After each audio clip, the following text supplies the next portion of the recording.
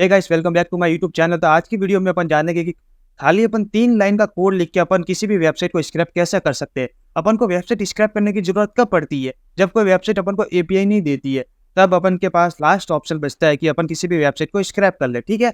लेकिन आपने बहुत से यूट्यूब वीडियो में देखा होगा कि जो लोग वेबसाइट को स्क्रैप करते हैं वो ब्यूटीफुल सूप नाम की लाइब्रेरी का यूज करते हैं। लेकिन अपन उस लाइब्रेरी का यूज नहीं करने वाले, अपन खाली 3 लाइन का कोड लिख के अपन वेबसाइट को स्क्रैप करेंगे, ठीक है। तो उसके लिए आपको ब्राउजर खोल देने का है। फिर उसके बाद आपको सिंपली लिखना है क्रॉल बेस। एंटर करने के बाद आपको कुछ ऐसी ये लिंक दिखेगी, आपको यहाँ पे क्लिक करना है। देन आपको लॉगिन करना है। अगर आपने लॉगिन नहीं किया हुआ है तो आप अकाउंट बना देना। मैंने यहाँ पे पहले से अकाउंट बनाया हुआ है तो मैं लॉगिन कर देता हूँ।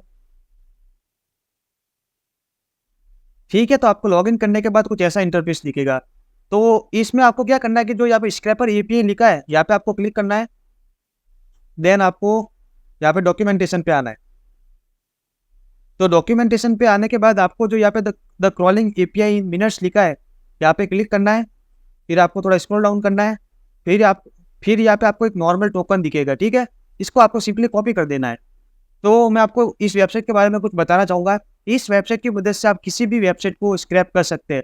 फिर वो चाहे अमेजोन हो गई, फिर चाहे वो फ्लिपकार्ट हो गया, फिर चाहे वो लिंक्डइन हो गई, फिर चाहे वो एयरबीएनबी हो गई, फिर चाहे वो ट्विटर हो गया। तो ये कहने का मतलब है कि आप किसी भी वेबसाइट को स्क्रैप कर सकते हैं। और वो कैसे करोगे आप? तो उसके लिए चलिए जानते हैं। ठीक है, तो ये कॉपी करने के बाद तो मैं ये जो 3 लाइन का कोड लिखने वाला हूँ वो जुपिटर नोटबुक में लिखने वाला हूँ। तो आप चाहो तो वीएस कोड में भी लिख सकते हैं, ऐसा कोई बिग डील नहीं है। चलिए शुरू करते हैं।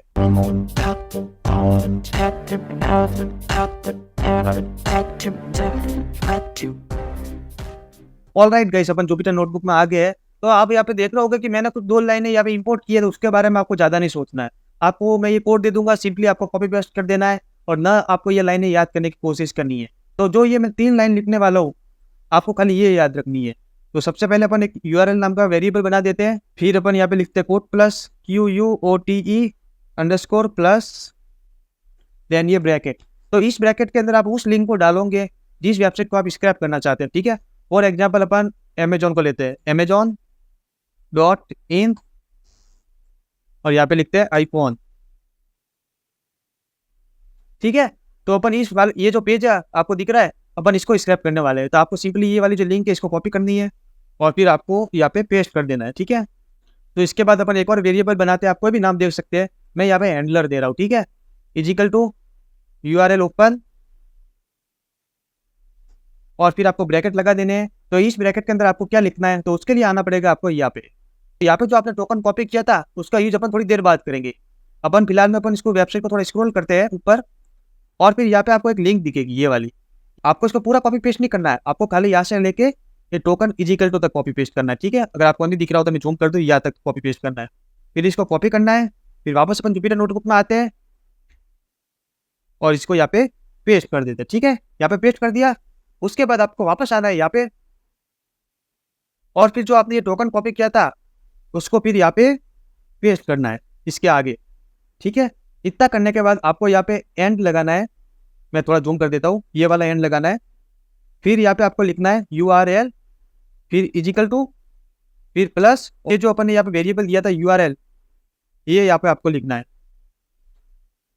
और फिर यहाँ पे अपन को प्रिंट करा देना है